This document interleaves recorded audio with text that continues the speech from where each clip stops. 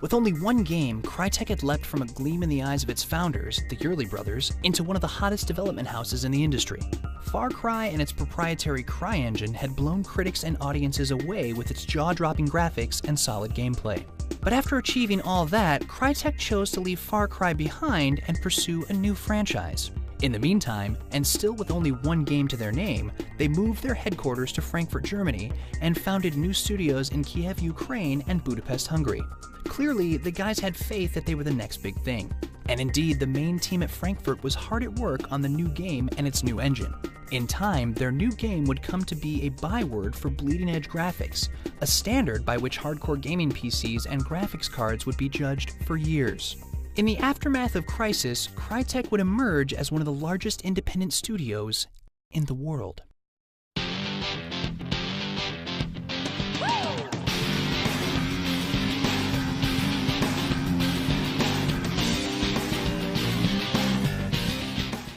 After a 6-month delay, Crysis finally released in November 2007.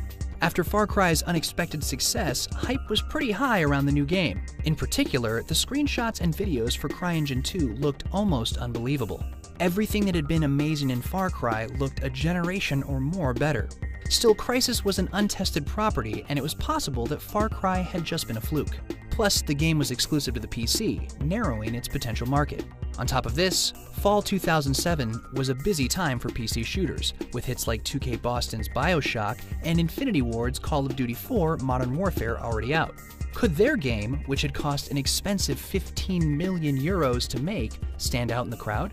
As it turned out, the answer was a resounding yes. In fact, Crysis became something of a flag bearer for the hardcore PC crowd. In their eyes, Crysis had remained true to the computer, as opposed to its multi-platform competitors. In addition, CryEngine 2 was everything it had promised it would be, a staggeringly gorgeous engine that could deliver a level of detail other engines could only dream of. This reputation as the must-have title for anyone calling themselves a PC gamer helped the game find success, even amidst the heavy hitters. Critics praised the game as a true gameplay successor to Far Cry as well. It took the open enemy encounters from that game, once again forcing players to think through difficult encounters and then letting them execute their plan in any style they chose, whether stealthy or guns blazing. Crysis also introduced the Nano Suit, which gave players a number of special powers that each used some of the suit's finite energy supply. Carefully managing their energy while still battling their foes became a central part of the experience. It was a thinking man's shooter. In other words, it was a first-rate game with bleeding-edge graphics. That's a good combination. If there was one problem, it was that the game was so focused on the hardcore crowd, it left those with older machines behind. Crysis quickly gained the reputation of being unplayable on weaker PCs, although this again made it more appealing to those with hardcore rigs. In general, the first game that went into any power machine was Crysis. In fact, it was estimated that somewhere around $1 billion worldwide were spent upgrading PCs in anticipation of Crysis. Despite its expensive development cycle and its uniplatform release, Crysis still ended up profitable. So, Crysis was a critical darling that turned a profit. But Crytek founder Shevet Yearly later said he was disappointed by it. Clearly, his ambition hadn't tempered with age. Part of the problem was that success in the PC world was a double-edged sword. In April 2008, Yearly revealed that Crysis was on top of the piracy charts. Yes, there are charts for piracy. He stated that, because of piracy, sales of PC games were 4 to 5 times weaker than console games. As such, Crytek would be making multi-platform games from then on. Piracy had killed Crytek's wish to remain PC exclusive. He later stated that the sales to piracy ratio was 1 to 15 or 20. Under those conditions, it's no wonder he wanted to make the jump to consoles. Despite these disheartening numbers, Crytek pressed ahead with their master plan. In July 2008, Crytek bought Black Sea Studios in Sofia, Bulgaria, renaming it Crytek Black Sea. The interesting thing here is that Black Sea has only made real-time strategy games to date. While no announcements have come from the studio since the buyout, an RTS running the latest CryEngine seems a strong possibility. Meanwhile, the multi-studio model proved its value in September when Crytek Studio in Budapest released Crysis Warhead, a standalone expansion pack. All around, the game was actually considered an improvement on the already excellent original. The graphics looked a little better and even ran a little better on older machines. The story too was considered stronger, if shorter. Even the multiplayer, never Crysis' strong point, was considered much more fun and full-featured than before. With its success, Crytek showed the industry that starting so many new studios so quickly wasn't just vanity. It allowed the company to produce more product in less time at the same quality. As if to drive the point home, in November, Crytek opened yet another studio in Seoul, South Korea. Although this studio would be more focused on convincing Asian developers to license CryEngine, rather than making its own games. A much bigger expansion was Crytek's February 2009 acquisition of Free Radical Design. Free Radical had been founded 10 years earlier to great fanfare, since it was the new studio from the team that had made the legendary GoldenEye. Unfortunately, Free Radical never repeated the success of the 007 game, and their highly respected Timesplitters series couldn't find the same appeal. But when they went into bankruptcy, Crytek swooped in to save the day. Crytek knew full well how talented the Free Radical team was and acquired them outright. Free Radical was renamed Crytek UK, and the team immediately got to work on the multiplayer portion of the Frankfurt studio's next game. And because they hadn't expanded enough yet, in November of that same year, Crytek opened another studio, this time in Orlando, Florida. Called Real-Time Immersive, this studio would not focus on games as an entertainment product. Rather, RTI would focus on simulations and what are called serious games, using the CryEngine to do it. These products would be made on a for-contract basis for big business and the military. They might design army training simulations or model an oil leak in the ocean, all using the real-time rendering prowess of the latest CryEngine. While this studio is obviously not well known to gamers, RTI has become a hugely profitable wing of Crytek and has helped the company stay afloat even with all their expansions and acquisitions. After this rash of activity in 08 and 09, 2010 was a relatively quiet time for Crytek. At E3 that year, Microsoft announced at its press conference that Crytek was making a game exclusively for them, called Codename Kingdoms. But only a live-action trailer was shown with no details about what the game would actually be. In the meantime, the Frankfurt team was hard at work on crafting Crysis 2, as well as CryEngine 3. The new CryEngine would be the company's most ambitious yet, because this time around they would not be sticking with the PC. The Yearlies had had enough of piracy and felt it was time to go to console. Unfortunately, the Xbox 360 and PlayStation 3 were several years old by then, and the old hardware couldn't even run CryEngine 2.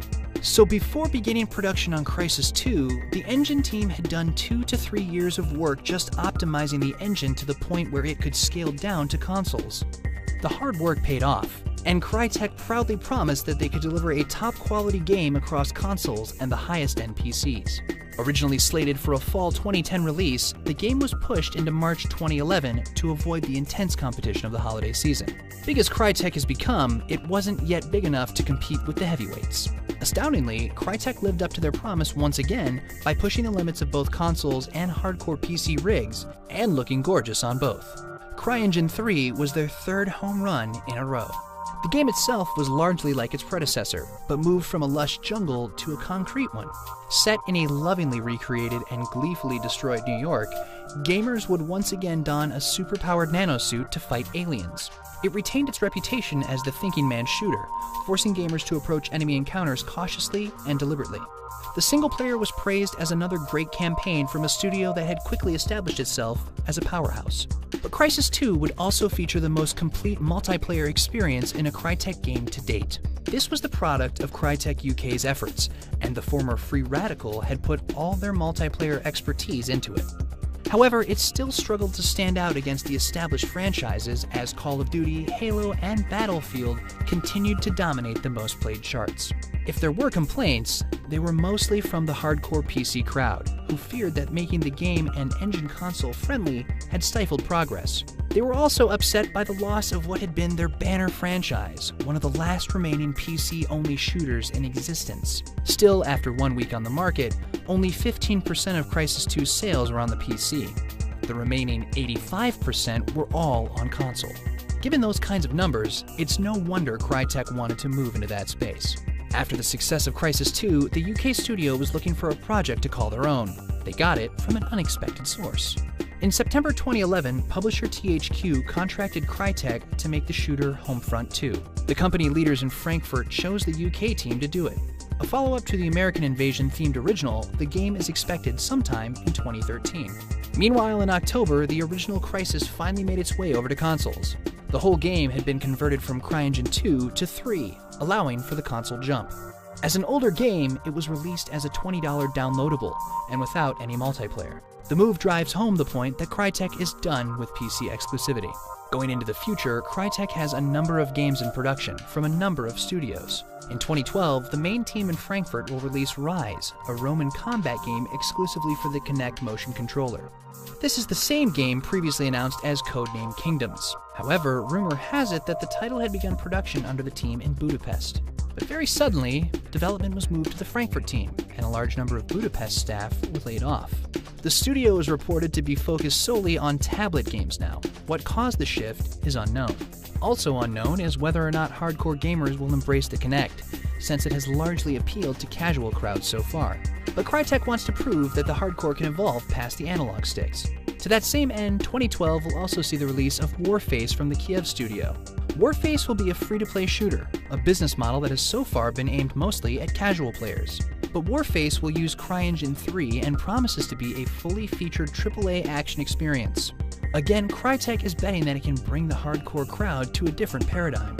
If they succeed, and if they can properly monetize in-game purchases such as better guns or equipment, they could be opening up a whole new market. All in all, it's been a pretty remarkable journey for a couple of college students.